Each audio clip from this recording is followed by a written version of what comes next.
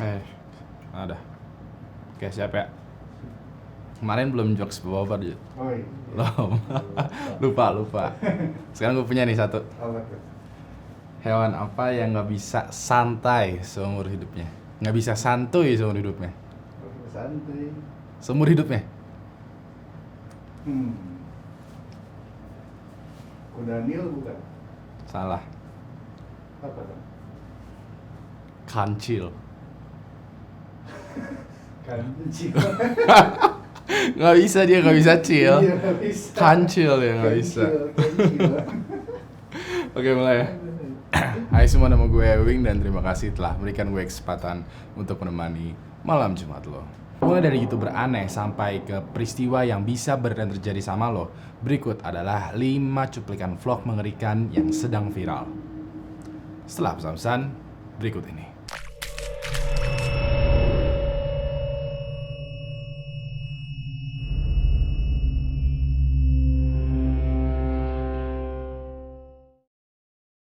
Kelima, manekin aneh.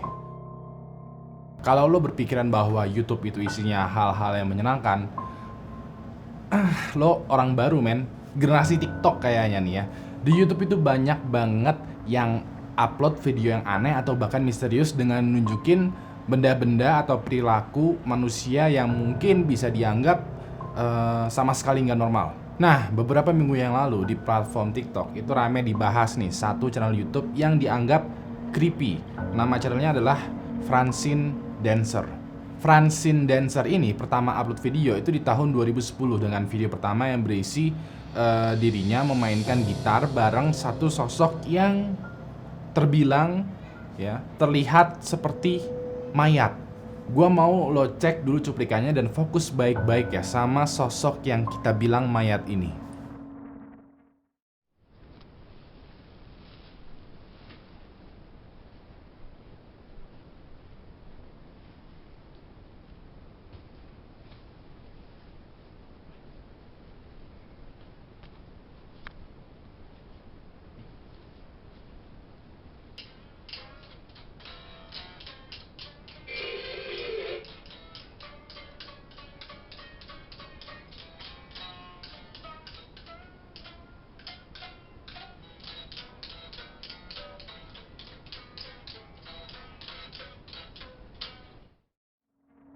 Seperti yang lo lihat ya, warna dari sosok ini itu tuh gelap dan memiliki warna rambut yang pirang. Wajahnya juga terlihat aneh dengan bibirnya yang dipoles warna pink. Bentukannya juga udah aneh nih, dan gua rasa siapapun yang melihat sosok ini pasti akan berpikiran, wah ini tante aneh nih. Masa iya main musik bareng mayat? Setelah gue cari informasi lebih lanjut lagi ya, ternyata sosok mengerikan yang kita asumsikan mayat ini adalah boneka manekin yang memang didandanin seperti mayat. Francine bilang dia mendandani manekin ini aneh kayak gini ya, karena satu, dia berpikiran bahwa ini adalah seninya dia, dan kedua, ini adalah cara dia untuk menarik perhatian penonton. Salah satu buktinya adalah Francine ini sering muncul di beberapa cuplikan TV gitu, mengisi acara gitu di Amerika Serikat. Pas dia tampil, dia emang hobi banget untuk tampil bersama manekin yang mengerikan ini. Dari sini muncul deh teori-teori konspirasi yang ya biasa lah ya, netizen gitu. Ada yang bilang bahwa Francine ini memiliki gangguan mental yang ngebuat dia tuh beranggapan bahwa boneka manekin ini adalah salah satu anggota bandnya yang telah lama meninggal. Ada juga yang beranggapan bahwa kalau manekin yang ada di rumah itu sebenarnya adalah mayat, tapi pas dia manggung yang dia tampilkan ini adalah manekin. Ada yang bilang juga kalau manekin ini adalah gambaran dari sosok suaminya yang telah lama meninggal lah dan lain-lain. Well, menurut gua sih ya, menurut gua doang nih, Francine ini emang aneh, tapi tidak seaneh dari teori atau gosip gibahan netizen. Kan ada tuh ya orang seni yang cakep, terus serba indah, dan juga serba-serba estetik, serba keren pokoknya. Ada juga orang seni yang aneh sampai-sampai buat kita yang awam tentang seni itu garu-garu kepala. Nah, Francine ini masuk ke kategori yang ngebuat kita tuh garu-garu kepala. Keempat, penunggu halte. Gue inget banget nih ya, zaman-zamannya gue baru lulus kuliah nih, terus nyari kerja di Jakarta. Gue sering banget lah yang namanya tuh nunggu, antri, terus juga desek-desekan di kereta atau enggak di bus Transjakarta. Beh, itu sih pengalaman banget lah gitu. Buat lo yang sekiranya masih struggling, masih ada di fase-fase itu, gue paham banget. Pokoknya kayak sasageo lah buat lo. Anyway, ini ada nih ya pengalaman mengerikan yang berhubungan dengan halte bus. Jadi, ada satu channel YouTube yang namanya Lotenda dari Jepang. Di tanggal 6 September tahun 2015 kemarin, mereka melakukan penelusuran gitu ke beberapa halte bus yang dianggap berhantu. Kebetulan, ya ini fun fact aja ya. Di Jepang gitu semuanya serba berhantu ya. Sampai-sampai halte bus aja itu berhantu. Nah, mereka pas lagi jalan-jalan keliling menelusuri rute bus Trans Jepang gitu ya, kita sebut aja Trans Jepang, di malam hari. Awalnya mereka tidak menemukan apa-apa, tapi pas mereka melewati satu halte yang gelap nih, tahu-tahu mereka menangkap suatu penampakan yang aneh banget. Gua nggak tahu nih apakah orang gila atau hantu, tapi gua mau lo perhatiin baik-baik. どうなんですかね。まあまあまあちょっと、とりあえず行ってみますね。はい。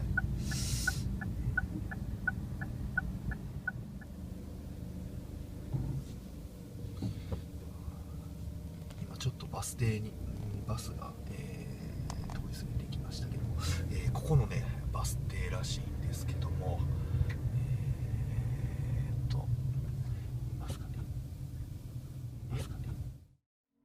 Seperti yang lo lihat ya, saat Lotenda itu melewati satu pemberhentian halte bus gitu ya, dari belakang pembatas jalan ada satu sosok yang kayak melambaikan tangannya. Gue juga gak ngerti apakah lambaian tangan ini ada arti khusus buat orang Jepang atau cuma sekedar say hi aja atau gimana. Gue juga gak ngerti apakah sosok ini tuh hantu atau hanya orang gila yang kebetulan nongkrong di halte bus atau gimana. Yang jelas ya, sekiranya kalau gue lagi di halte bus Transjakarta terus tahu-tahu dari sudut gelap muncul orang ini, gue mendingan jalan kaki lah dari Jakarta ke Bekasi. Ketiga, penampakan di jendela. Gue beberapa hari lalu ya pernah cerita tentang hantu di kapal Titanic.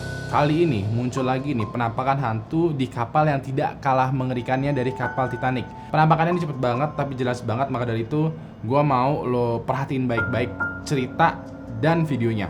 Jadi ada satu channel YouTube yang namanya tuh Kian NJC yang melakukan tantangan buat nginep di hotel berbentuk kapal yang namanya RMS Queen Mary di tahun 2018. Biasanya sih channelnya mereka tuh emang melakukan suatu challenge seru gitu yang lucu. Cuman kadang mereka juga melakukan challenge di tempat-tempat yang seram. Nah, hotel kapal Queen Mary yang ada di Long Beach, California ini itu terkenal angker banget, apalagi satu kamar yang nomornya B340. Kian NJC itu sengaja menginap di kamar B340 itu bareng dua temennya. Di kamarnya sih nggak ada apa-apa, aman-aman aja. Tapi pas mereka keluar kamar, pas mereka ingin mengeksplor keseluruhan kapal, tahu-tahu mereka malah mendapatkan satu penampakan yang tidak mereka duga. Sekali lagi ya, ini penampakannya cepet banget, tapi jelas banget. Maka dari itu gua mau lo perhatiin baik-baik. The isolation is on this. Yeah, nah. It's got the shit out of me, bro. Look, this is, she said, well, she said B is the haunted. B480. Or in B340? Yeah, B340. But apparently, like, this deck is the most haunted. B340 is, yeah, B340 is the, oh, not B340, B is the most haunted level. Seperti yang lo lihat ya, pas mereka habis turun dari tangga terus ke deck ke tempat yang paling bawah gitu, ada sosok yang muncul di lorong di sebelah kiri.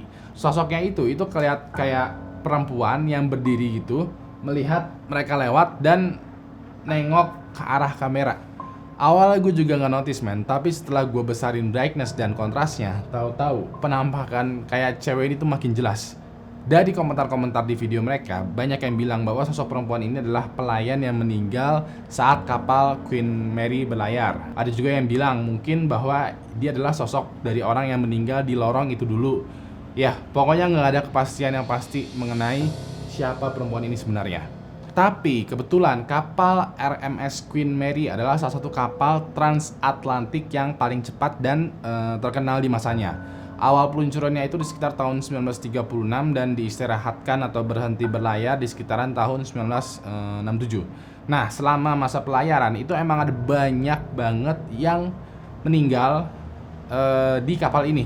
Cuman yang meninggal di kapal ini kebanyakan itu ya karena disebabkan oleh takdir, kayak sakit jantung, sesak napas, dan kematian-kematian yang bisa dibilang normal ya karena takdir.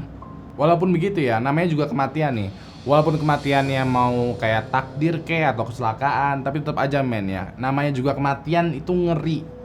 Kayak bayangin ya, kalau lo kamar lo nih ya, kamar lo tidur nih ya, yang lagi lo sekarang tempatin nih, ternyata pernah jadi tempat orang meninggal. Ngeri nggak? Ya kalau gue sih itu ngeri, karena kamar gue yang di Bekasi itu emang beneran pernah ada yang meninggal di situ. Wah anjir lah, tiap hari gue di situ kayak berasa, oh jangan-jangan nih ada yang muncul nih. Itu di Bekasi dulu tuh, tapi sekarang udah aman. Kedua, diusir suara misterius.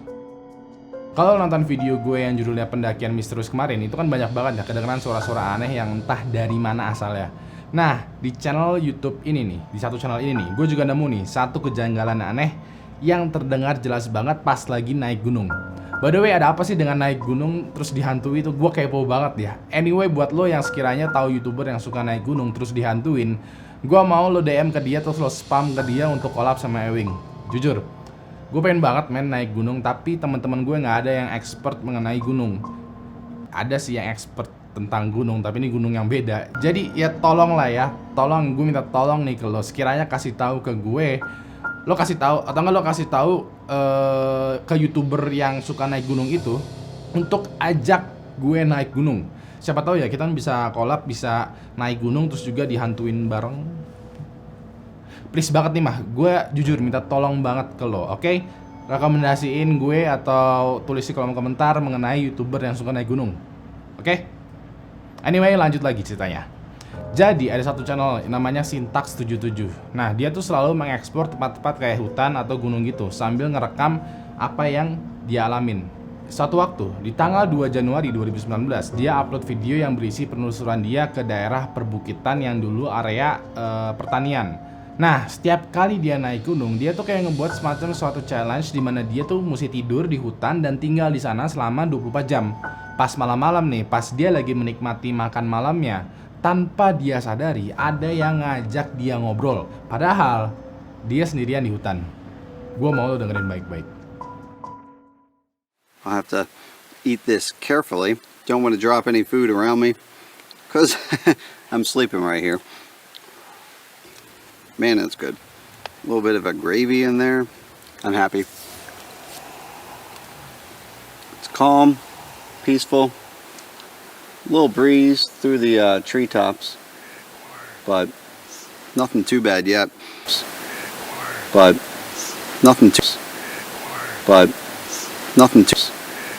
But nothing too. Foundation here. Cool little spot for sure. But time to move on. You can see, I don't know if you can see, but you can see, I don't know.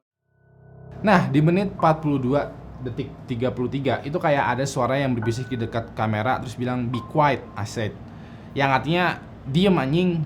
Terus nih di dekat-dekat akhir video pas dia lagi nunjukin satu area gitu, masih kedenger ada yang berbisik. Bisikan itu kedengeran kayak get out, keluar gitu. Beberapa komentar di video itu bilang mungkin yang berbisik adalah orang yang punya pertanian yang sudah meninggal. Jadi kayak nyuruh Syntax untuk keluar dari area situ. Cuman karena memang channel ini nggak fokus ke hal-hal seram atau horor, ya belum ada respons dari Syntax 77 mengenai suara ini. Dia untungnya nggak kenapa-napa dan masih up video pendakian, penjajahan gitulah pokoknya. Kok penjajahan sih? Penjelajahan. Abis lihat ini sih, gua makin ngeh dan makin percaya sih kalau lo naik gunung pasti lo bakalan nemuin hal-hal yang mistis yang susah banget dijelasin. Tapi ya gimana ya? Maka dari itulah pokoknya tolonglah jodohkan gua. Wih, salah, bukan jodohin ya. Maksudnya kayak kasih gua rekomendasi sekiranya vloggers Indonesia yang suka naik gunung. Bayangin deh, Ewing Ashley naik gunung berburu hantu. Seru nggak tuh? Pertama, stalker menakutkan. Ini adalah salah satu hal yang menakutkan buat gue. Dan bisa juga terjadi sama lo nih ya. Buat beberapa orang yang punya ketenaran di sosial media atau memang punya bakat tertentu ya, kadang ada stalker yang obsesif pengen banget masuk ke garis batas hidup personal lo. Yang kebetulan adalah si stalker ini tuh tahu di mana tempat tinggal lo, sampai-sampai dia tuh memata-matai seluruh kegiatan lo dari luar rumah lo. Nah, ada satu cerita yang datang dari TikTok user yang namanya Hana. Dia itu sering rekam video ngedance gitu lah, TikTok biasa, di apartemennya. Nah, kebetulan dari beberapa bulan sebelumnya, Hana tuh konfirmasi di kolom komentar video kalau dirinya tuh merasa kayak diawasi sama laki-laki yang bekerja di maintenance yang ada di apartemennya. Yang paling mengerikan adalah si stalker ini itu nekat masuk ke apartemen Hana lewat jendela. Ini menurut gue kurang ajar sih ya, kurang ajar banget. Cuman gue mau lo perhatiin baik-baik untuk dijadikan pelajaran buat kita semua.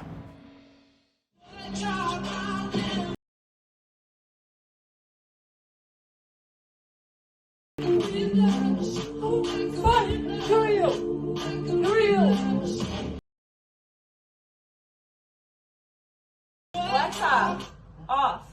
Who are you? Who are you? Please get off. Please get out.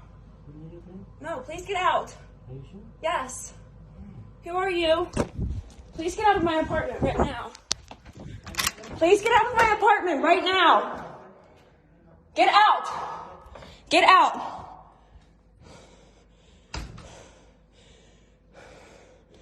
Hello? Seperti yang lo lihat, pas Hana lagi latihan ngedance TikTok, ya inilah, dia ngeh ada seseorang yang berdiri di balkon apartemennya. Sontak dong Hana nanya, kayak dia siapa? Terus si laki-laki ini malah ngejawab pakai bahasa Spanyol. Si laki-laki stalker ini bilang, ya kalau gua translate ke bahasa Indonesia ya kurang lebihnya, kayak si Hana nanya kayak, "Hey, di sana siapa?" Terus si cowok bilang kayak, "What?" Si cowok bilang lagi, "Mau nggak kamu temenan sama aku?" Si Hana nolak dong, gile aja lu ngajak temenan di depan gang, di depan jendela gitu. Kayak gak lama si Hana kayak keluar dari apartemennya dan nyuruh laki-laki itu untuk pergi.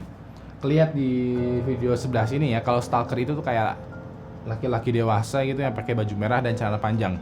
Pada akhirnya nggak ada update terbaru lagi mengenai Hana. Yang jelas dirinya tuh udah pindah tempat tinggal dan mulai belajar bela diri. Banyak orang yang memuji keberanian Hana untuk menegur si cowok ini untuk melawan ya. Tapi ya namanya juga netizen, ada yang bilang kalau ini semua hanyalah drama yang dibuat oleh Hana sendiri. Yang jelas ya, lo masuk ke rumah orang lewat jendela itu nggak pernah baik, men. Janganlah ya jadi stalker, kayak ngapain sih? Dan buat lo yang sekiranya punya firasat lagi di stalking orang, mendingan tutup jendela rapat-rapat ya, takutnya ada yang masuk. Terima kasih telah memberikan gue kesempatan untuk menemani malam Jumat lo. Kasih gue jempol ke atas kalau jika video ini, dan kasih gue jempol ke bawah kalau menganggap video ini membosankan. Jangan lupa like, tweet, share, dan subscribe channel Ewing HD, karena nanti bulan depan di bulan Maret tanggal 5 kalau nggak salah, gue bakalan melakukan live streaming email berhantu. Oke? Live streaming email berhantu, baca-bacain berbagai macam email yang seru-seru banget, yang Ewing HD lah yang paling seru, yang paling keren gitu. Yang lain kalau ada yang baca-bacain email kayak ngikutin ya gitu. Mendingan Ewing HD aja ini tonton, oke? Anyway, pokoknya jangan lupa subscribe dan nyalain notifikasinya. Terakhir, nama gue Ewing dan sampai jumpa lagi di malam Jumat selanjutnya. Good night.